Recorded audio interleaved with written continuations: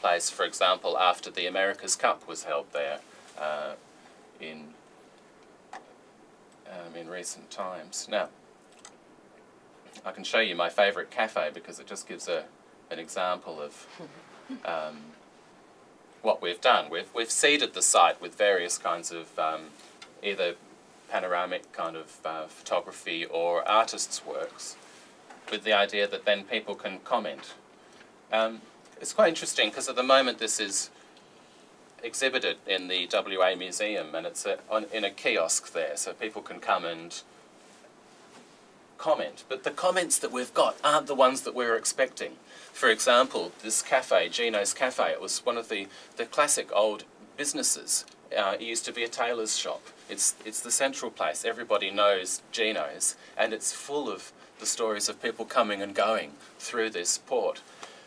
But what we got was, got good coffee, used the internet. I tend to buy one coffee and stay there all day. So there's something about the context of the reception of this digital work that has worked against us, actually. And so we haven't achieved this idea that we had of this goal of a big memory bank, at least not yet at this stage. So I'm starting to show you a couple of examples, and I won't spend long, but the reason is that I'm thinking, well, what are the new genres for biography in the digital environment? And I think one of the great opportunities is this Web 2 style collective, collaborative kind of textuality that these sorts of websites can produce if they're used well. And that is something that hasn't arguably been achieved in traditional biographical forms, at least not in the dynamic way that this kind of site is aiming to have it, where it can be updated and it'll shift over time. And ultimately, if we keep it going for long enough, then we will have a really useful research resource. Similar projects, you may be aware of this wonderful hurricane memory bank through the Centre for History and New Media at George Mason University. This really is a very successful project. A lot of reflections on the terrible catastrophes that these hurricanes brought to families are included here. And it's not just stories, it's copies of emails, it's photographs, and in a sense people are rebuilding the lives that they lost through this archive. And so there's a wonderful recuperative kind of power in this rebuilding. And there are many examples like this around the world in war-torn countries where people have literally had to move and have nothing left except their memories.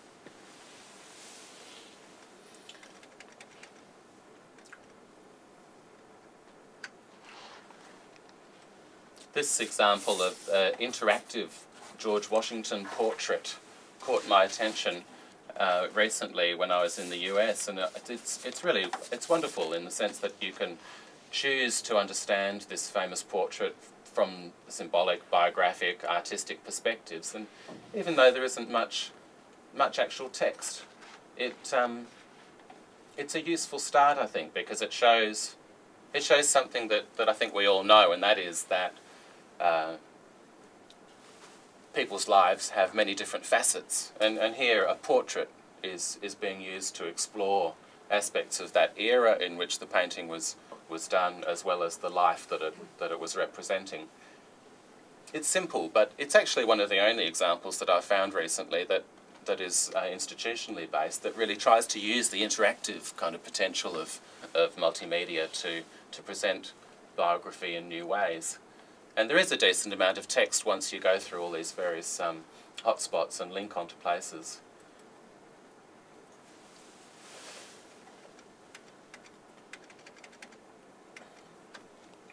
In Australia we have a wonderful project, the Australian Dictionary of Biography, that's been going since the 1960s, and it's based at the centre where I'll be working from next year at the Australian National University. It's always been freely available in its online form, not that that's been available for long, only a couple of years. But one of the things that we'd like to do with this project over time is to think, well, how can you represent the intersections between people's overlapping lives and their passage across physical places? Ultimately, we'd like to see document lives that people who came to England or the US and try and see webs of lives. And that is a good goal, but it's not very easy in the case of the Oxford Dictionary of Biography here, of National Biography, because it's not a free service. So we can't actually work very effectively with the ODNB, even though it would be a wonderful thing to try and understand the global passage of people across between these two places, especially with the relationship that Australia has with England. Nevertheless, this is a wonderful free project, one of the only ones that you can get to online, and it does show how it is possible to link productively to other resources, such as the American National Biography in this case, also a paid service.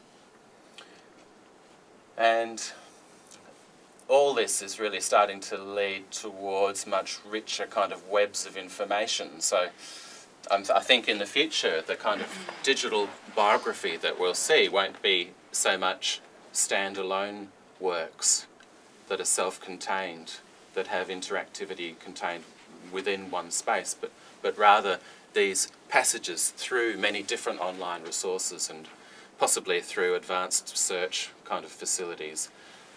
That might just seem like information, but actually the routes that you will take through information will have a kind of narrative property. I think that we'll start to have to discuss in much more complexity the reading experience and how you actually navigate through material. I often say that navigation is replacing narration because you don't hear the voices anymore. You don't hear people talking. But I don't think it's so simple. I think that that actually in that clicking through these various websites and finding pathways, we're assembling information in entirely new ways, and that has a very exciting sort of future for biography. Now, I'm not going to speak much more, and I think what I'll do is just really end by showing you a couple more of my grandfather's wonderful documents, because it's just so different. They're all contained in the one space.